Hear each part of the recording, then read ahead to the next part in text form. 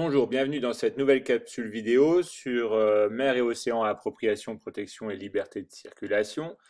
Abordons l'épisode 5, la liberté de circulation entre tension et coopération. Abordons à grand B, comment garantir la liberté de circulation. Petit 1, les opérations de liberté de navigation. Ces opérations dites de liberté de navigation consistent à rappeler à tous les États que la définition des eaux territoriales et des ZEE n'exclut pas la liberté, le droit de circuler librement. Elles interdisent l'exploitation de ces eaux territoriales par des pays étrangers, que ce soit les eaux territoriales ou les ZEE, mais elles n'interdisent pas à un navire de traverser les eaux territoriales ou les ZEE. Il y a donc des opérations militaires dites de liberté de navigation qui tentent de garantir en permanence cette liberté de navigation. Ces opérations de liberté de navigation sont fréquentes en Asie du Sud-Est et en Méditerranée orientale. Ça implique et ça engendre donc un réarmement des flottes de guerre partout dans le monde.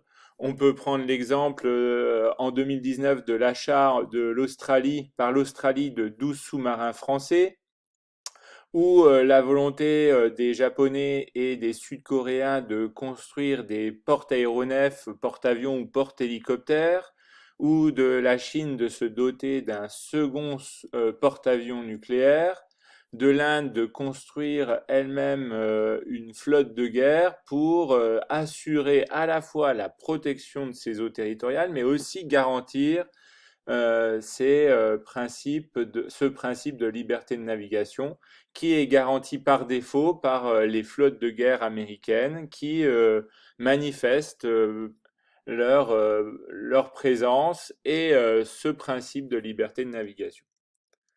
Mais ce principe de liberté de navigation permet aussi la coopération.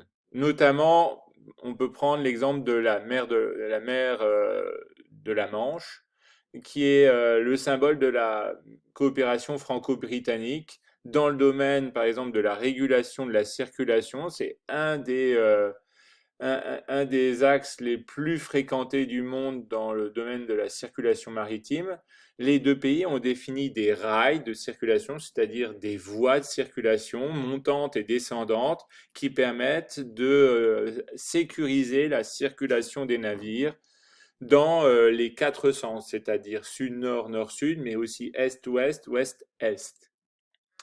Et depuis 1978, il y a un plan de sécurité qui permet de coordonner les efforts en cas d'accident maritime et de pollution maritime. C'est ce qu'on appelle le Manche-Plan.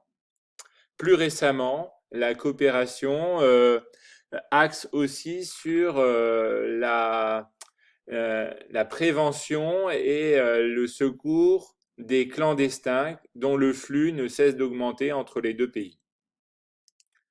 Donc pourquoi peut-on dire que le principe de libre circulation est à la fois une source de tension, mais aussi une source de coopération?